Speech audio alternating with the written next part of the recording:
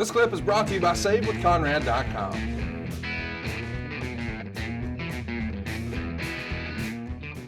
That was one of the things, or the thing that originally attracted me to Andrew McManus.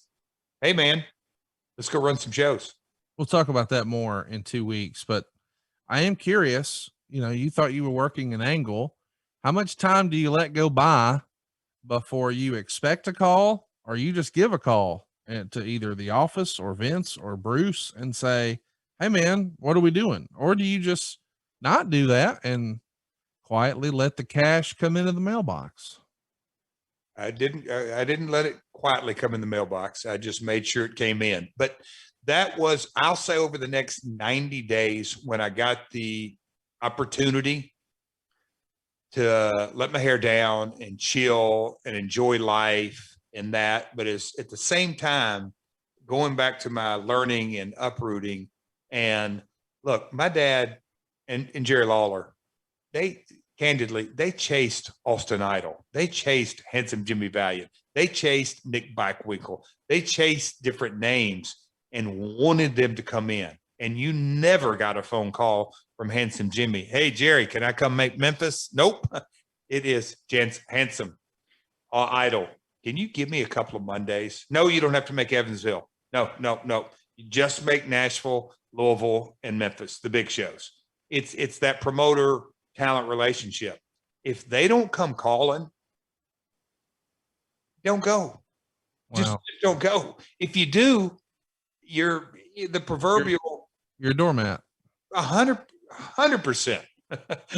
Here it goes, 100% again. Yes, look, I'm subconscious saying it, but no, that as time went on, and I'll say from the days and weeks, and then turns into months, and the McManus situation, and me and Jerry Borash that summer, because he lived in Nashville or lived in Atlanta, and he would drive up. We became more buddies, and on the technology side of things, and looking at different things.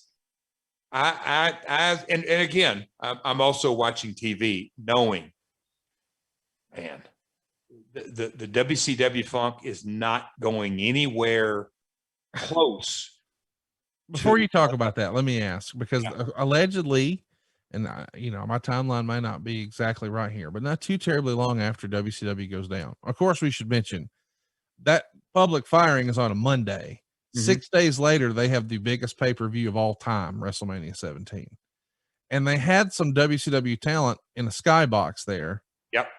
I know I feel like I know the answer. You didn't get an invite for that, right? No. The big thing I was getting, put on my talent head. Who wants to be shot at a Mania watching? No, bad call. Just based on what you said, I knew even if you got the invite, you weren't going. But allegedly, JR set up camp in a hotel, and one by one, with Johnny Ace's help, met with a ton of WCW personnel. So guys like Finley and a ton of others, he's meeting with face to face, and he's having conversations about what we will do, what we won't do, what we might do. And you haven't brought that up one time. Did you meet with JR in Atlanta? No. Were you invited to meet with JR in Atlanta? What now? Were you invited to meet with JR in Atlanta? No. Did you hear that everybody else was?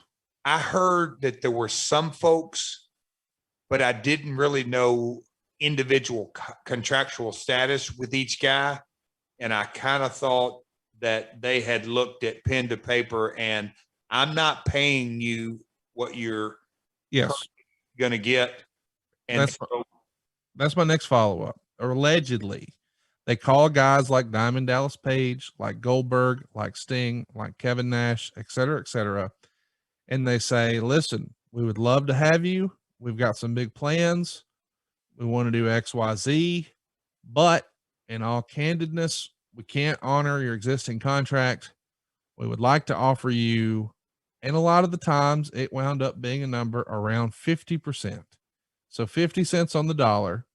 So guys like Kevin Nash were faced with sit home and make 900 grand a year to do nothing. I'm just freestyling numbers. That's probably not exactly accurate.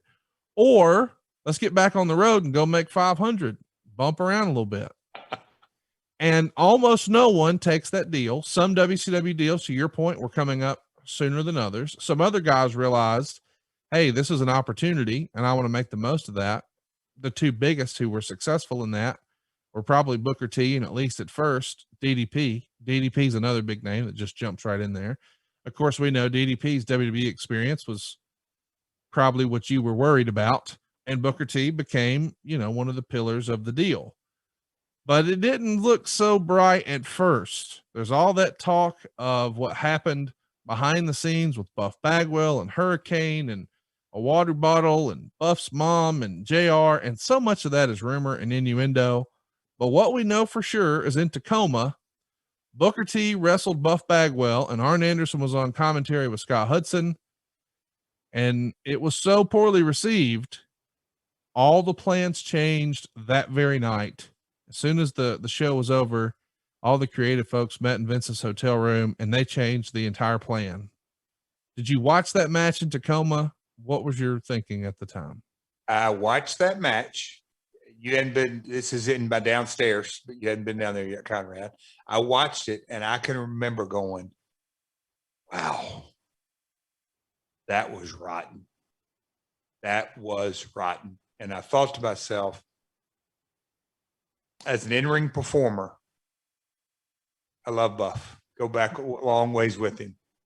But unless you know how to work the Big Show style, you ain't going to get over. And Booker was super versatile, and me and him had a run of matches, and I'm not saying it, but Booker, incredible talent before he got there, but there's a style that you had to work and knew how to work in the timing, and they didn't do it. And it just was a bad taste.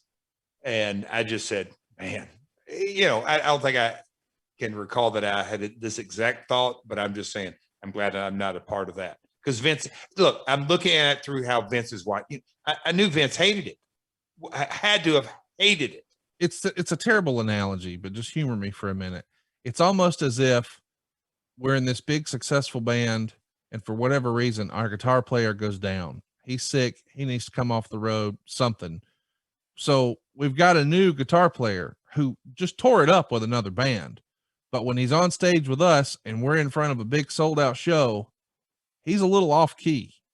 And that doesn't mean that he's not a great performer. Hell, we know his resume.